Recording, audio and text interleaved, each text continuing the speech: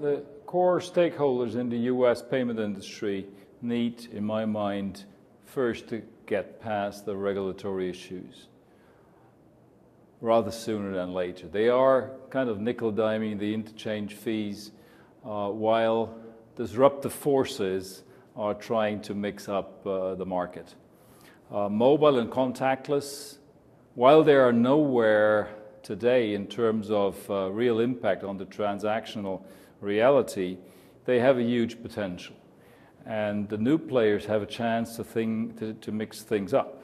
So the banks definitely need to figure out how they make sure that they are part of the discussion on new technologies, and I guess for that they need to get their mind free in terms of the regulatory issues. Secondly, the US industry needs to get their arms around fraud. They need to get fraud under control.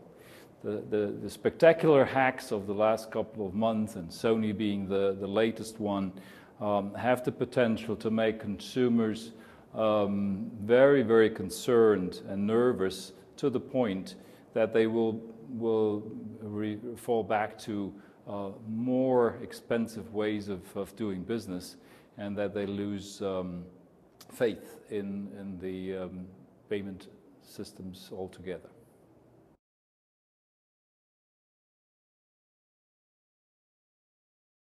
With regard to the EMV migration in the US, one has to remind oneself that EMV is there to prevent fraud from happening. And that's what EMV is doing outside the US in a very successful way.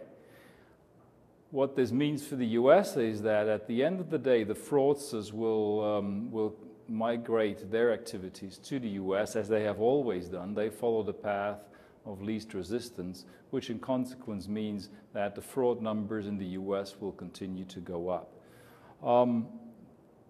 Also, the fraud that is associated with the hacks I mentioned before will add to the equation. And everything the US financial industry and the merchants are spending on these measures to protect databases like PCI DSS needs to be added to the equation when one considers the business case for the US to migrate to EMV. Now, obviously this is a complex market. You have regulation, you have interchange fees, there is no cross-industry organization that could help to trigger and then organize and execute a comprehensive EMV migration plan for the US. So it is complex, but at the end of the day, I think the US cannot afford not to migrate to EMV, both for for fraud reduction reasons, but also for customer satisfaction reasons. There is contactless and there is mobile, and maybe the combination of contact, EMV, chip and PIN, contactless and mobile can provide for a comprehensive migration strategy for the US.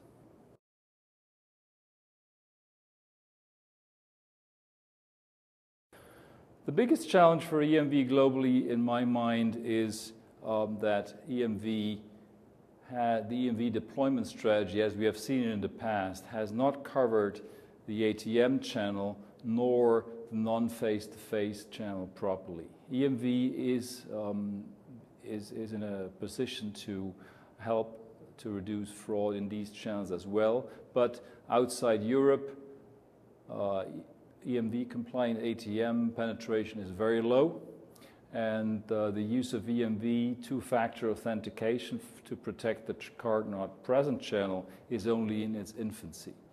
That means that the magnetic stripe technology will continue to coexist on these EMV chip and PIN cards, and that enables the criminals to skim off data off the card, to compromise the PIN, and then use that data in areas, in geographical areas, and the US is definitely one of them, to empty accounts and buy high-value goods, because the magnetic stripe data will suffice to do so. So that is, in my mind, the biggest problem, to extend EMV's reach into these two channels and then do it in a geographically comprehensive way, and that includes EMV migration in the US.